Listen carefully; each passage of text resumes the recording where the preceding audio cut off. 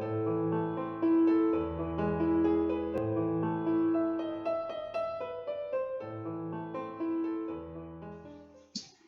everyone, happy Wednesday. It's Elisa from Dragon Stitches. It's Christmas Eve. Happy Christmas Eve.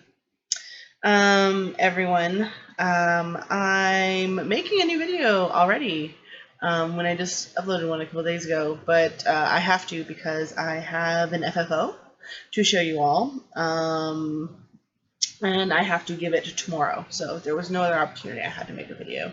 Just had to, there's an obligation to show you this FFO. Yeah.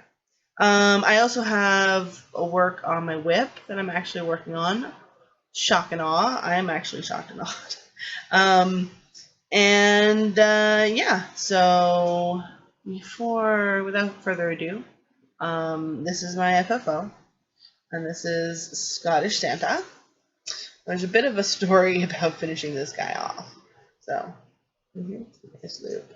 Very cool. And on the back, felt. Green felt, dark forest green felt. Really simple, just glued on there.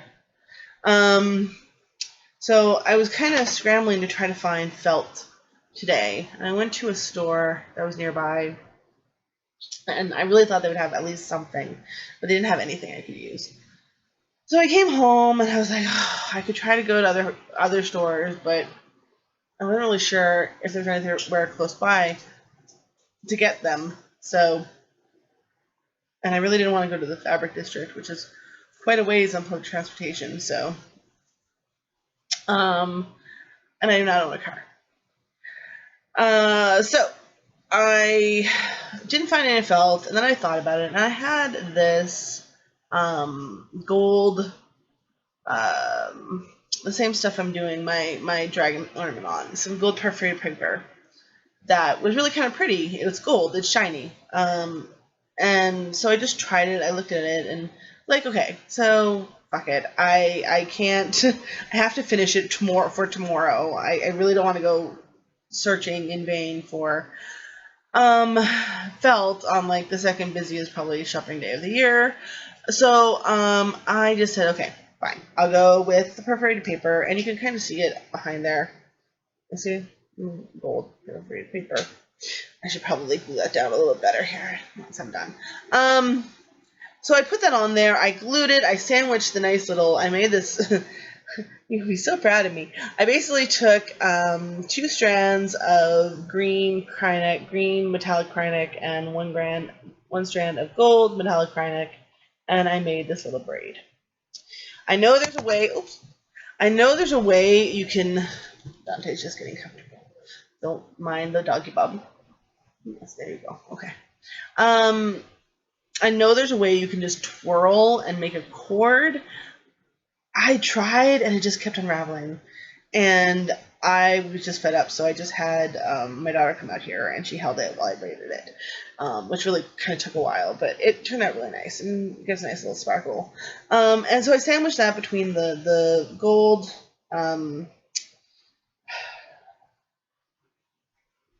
Perforated paper and that, and I had it all dried, and Andrew had gone to the bank to deposit some Christmas checks and money orders that we received as gifts, and on his way back he's like, I found felt, and I'm like, what?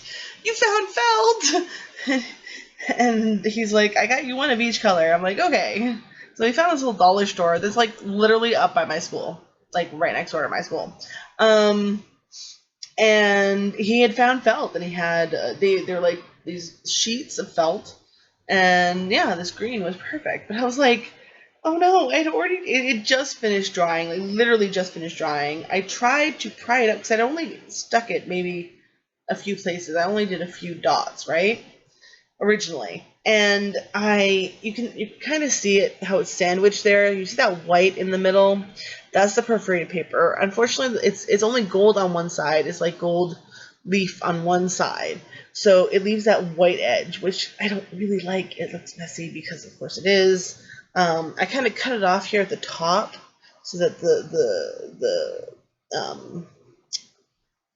the felt would have a better chance of making just a more solid connection with this thing, because I didn't want that falling off. So definitely, but strangely enough, even though it is a little unsightly, it makes it quite strong. Like, it's quite rigid. It's not going to bend at all in someone's, Christmas box of decorations. It's going to last quite a while. So, it's not the prettiest finishing, and I'm definitely learned things from doing it this way. See, you can see it all the way around. I don't like it. And some way it peeks through a little bit on the front. I've been trying to trim it down, but it's just peeking a little bit like here. See how it's peeking there? I'm going to need to trim it again. Anyway, I'm just going to probably trim it around and then maybe stick it down a little bit better. Yeah, so I have things to learn about how to do this better in the future, but yeah, I really like this effect on the back. Look, you can almost hear it. I don't know if you could hear it. I'm going to actually go back and listen and see if you can actually hear it. But yeah, it's pretty strong. Like, it's definitely not malleable, so I'm really stoked that I've actually got it finished. I got an FFO. I got an FFO. Okay, we're not going to do that anymore because you guys don't have to be, subjected to my dancing. Again, Mill Hill kits.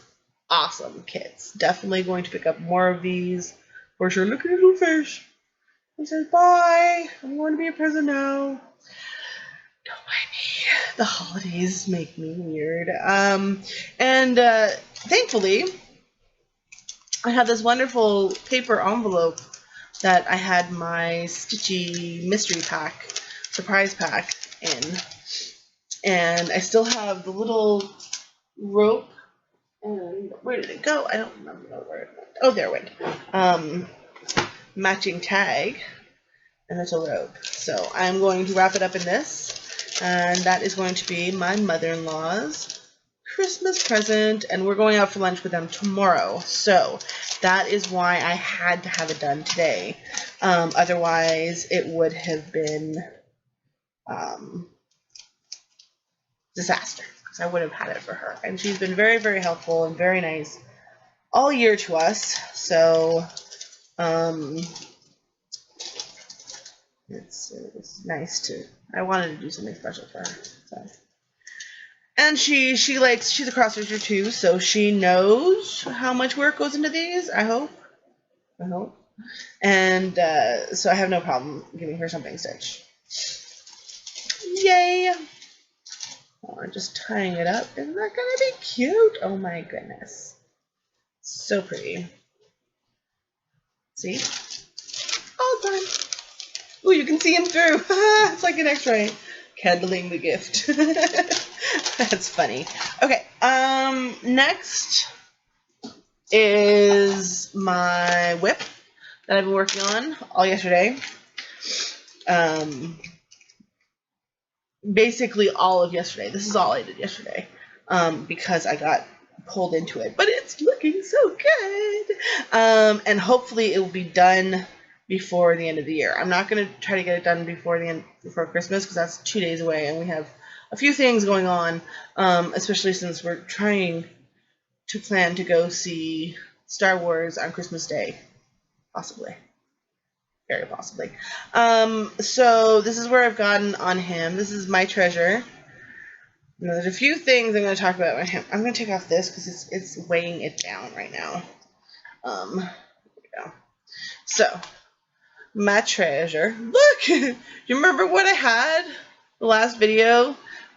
Basically, it was a skeleton. There was this line, and then the almost dark brown, or dark green. There was the dark green, and that's it. And yeah, one day stitching, and I got all that. But that's basically all I did. The sparkly, the Krynic for the green worked really well. It is the number 8. Very fine. Okay, I'm gonna actually put this to rest. So this is what I should have gotten, and this is what I got for the other one. So this is the very fine number 4 braid, and that's the gold. In the green, it's thicker, but it's a number 8 braid. So I guess the thicker ones are bigger numbers, and it's fine. So the green actually worked really well on this 14 count perforated paper.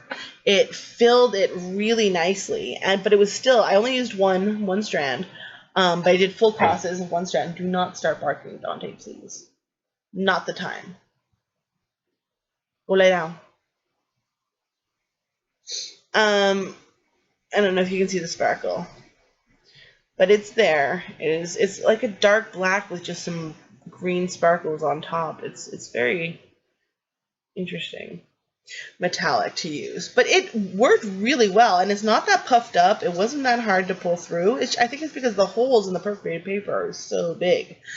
Here's the problem though. The number 4, if you can see, I don't even know if you can see that.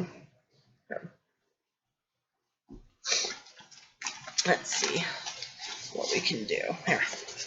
So you see up there on his chin. It's backwards. You should try it in heels. Sorry, I'm just quoting Rent song? Tango Maureen, I believe it was. Anyway, so that is here. These gold here. Where is it? Right there. You can't even tell it's there. It's very faint, and it's like very sparse. So I'm kind of miffed. I'm kind of miffed that I just, And I need to use this gold in the hoard he's lying on as well as accents. I'm really considering, because look, you can see the paper right through it, and that's the other thing. It's the exact same gold as the paper. It's just maybe a smidge darker. So it just really does not stand out. And unfortunately, I can't even cut out the...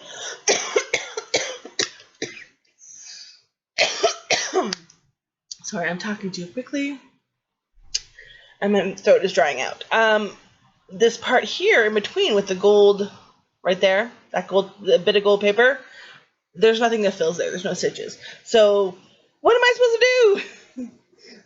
Do I change the color of them? Do I instead do the green metallic? Because I think it'd be a little too much green metallic, because he has spines that come down his here that are all going to be green metallic, and also he has a spade on his tail that is also going to be green metallic. So I don't know. I have a lighter Aztec gold. I may use that one instead of this one. But I think I'm going to have to just fog it, because it does not, it doesn't look right. It's not plush enough. There's not enough of it to actually make an impact. So, yeah, not happy with that. Also, down here on his claws, you probably can't even see it. His claws are tipped in gold. Yeah, there you can see it if I turn it just the right way. But yeah, it's too fine. It's too fine. I might do it. I might experiment with doing double, like either cross once and then cross again, and then cross one over top twice. So I kind of double up on it without doubling it up on the needle, because if you double it up on the needle, it gets really, really, really thick. So I'm thinking of just manually doubling up, like doing each cross twice. Thankfully, there's not that much of this gold. Unfortunately, it's going to be a little more easy to see, but it's going to have the same problem. His hand here, or his claw here, this is supposed to be all silver. It's like a big boulder made of silver. So silver Kreinik. Andrew's sneaking across, but he doesn't understand the camera's over here, so it doesn't even matter. So all that's silver, but the silver I have is number 4, so it's going to be the same coverage issues.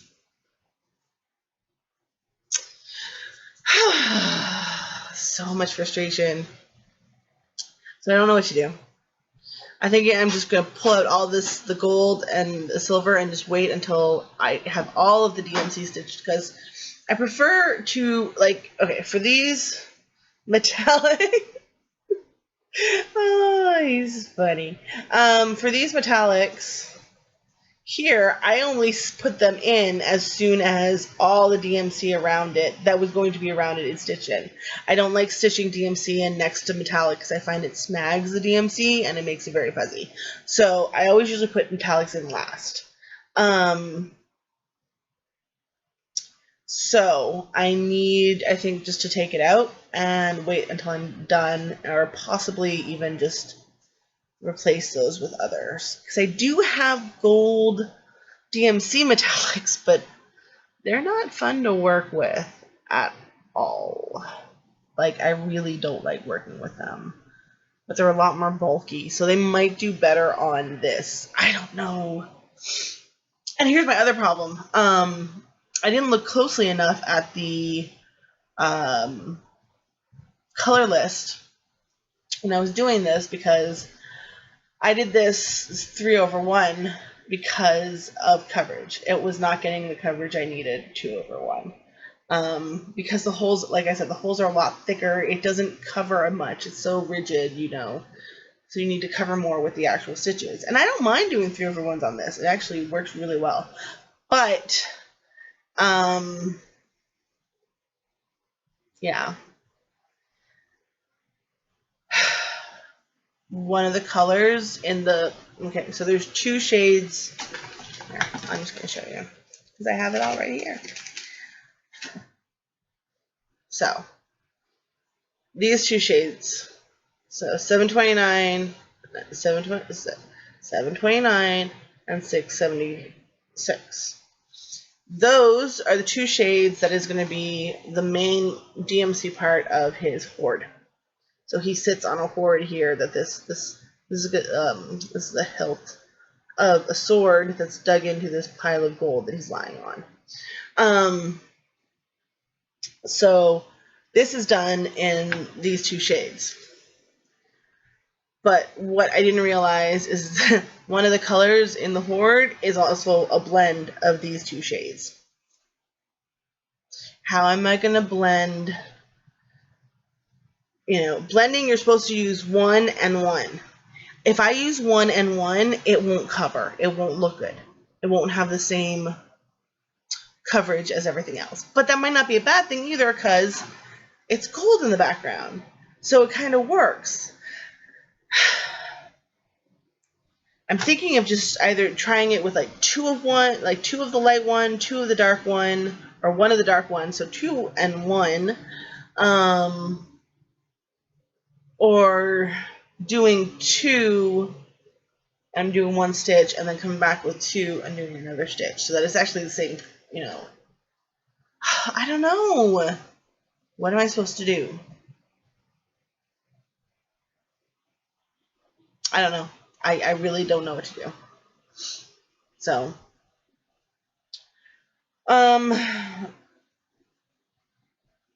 it's not a lot of stitches. There's only a few. It's basically like the blending color in between these two. There's probably 30 stitches blended, and no one else is going to notice it, but yeah. I think I'm just going to take 2 strands of this one, 1 strand of that one, and hopefully that'll be enough blended to actually make a noticeable contrast difference. Yeah. It's funny. I have colors here that are, I think I have about 20 stitches to do in purple. This really cool purple. Because there's like some purple gems all around. And then there's like 6 stitches of brown in the entire thing as well. Or no, this dark gray. And then there's a lot of back stitching. A lot of back stitching. So I may be a little bit too optimistic about finishing this year. I'm definitely going to try. Here's the thing though, because my project that's due 2 weeks after I get back from break, I need to work on it this break. So I'm giving myself till after Boxing Day, because we have some stuff we do on Boxing Day. We go to our local